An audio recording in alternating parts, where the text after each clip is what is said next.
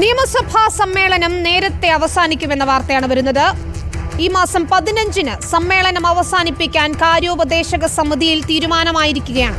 നേരത്തെ 18 വരെയാണ് സമ്മേളനം തീരുമാനിച്ചിരുന്നത്. ആർ റോഷിപാൽ നൽകും വിവരങ്ങൾ. റോഷിപാൽ, എന്തുകൊണ്ടാണ് ഇപ്പോൾ സഭാ സമ്മേളനം വെട്ടിച്ചുരുക്കാനുള്ള തീരുമാനം? വിവിധ വിഷയങ്ങളിൽ സഭ പ്രക്ഷുബ്ധമാകുമെന്ന് ഉറപ്പായിരുന്നു. ഇന്നിപ്പോൾ വയനാട് വിഷയത്തിൽ ആദരാഞ്ജലി അർപ്പിച്ച് സഭ പിരിയുകയായിരുന്നു. നിയമസഭാ സമ്മേളനം എന്ത് കാരണത്താലാണ് നേരത്തെ അവസാനിപ്പിക്കാൻ തീരുമാനമായിരിക്കുന്നത്?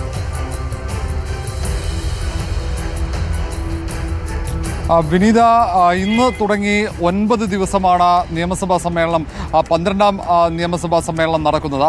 ആ സഭാ സമ്മേളനത്തിൻ്റെ ഇടവേളയാണ് വെട്ടിച്ചുരുക്കിയത്. അങ്ങനെ സഭ നേരത്തെ പിരിയുന്ന രീതിയിലാണ് പുതിയ കലണ്ടർ ആസൂത്രണം ചെയ്തത്. നേരത്തെ 18-ന് അവസാനിക്കുന്ന രീതിയിലായിരുന്നു സഭാ സമ്മേളനം, 9 ദിവസം. ആ സഭാ സമ്മേളനത്തിൽ നേരത്തെ 2 ദിവസം അവധിയുണ്ടായിരുന്നു. ഈ അവധി ദിനങ്ങൾ ഒഴിവാക്കി ആ ദിനങ്ങളിലേക്ക് ഈ 17, 18 തീയതികളിൽ നടക്കേണ്ടിയിരുന്ന സഭാ സമ്മേളനം മാറ്റുകയാണ്. അങ്ങനെയാണ് വന്നിരിക്കുന്നത്. ദിവസങ്ങൾ വെട്ടിച്ചുരുക്കിയിട്ടില്ല. 8 ദിവസം കൂടി ഇനിയും സഭാ സമ്മേളനം ഉണ്ടാകും. തിങ്കളാഴ്ച മുതൽ സഭാ സമ്മേളനം തുടരും.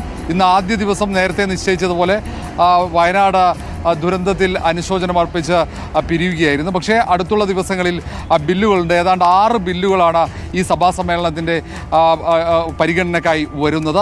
അതിനൊപ്പം തന്നെ മറ്റ് പരിപാടികളുമുണ്ട്.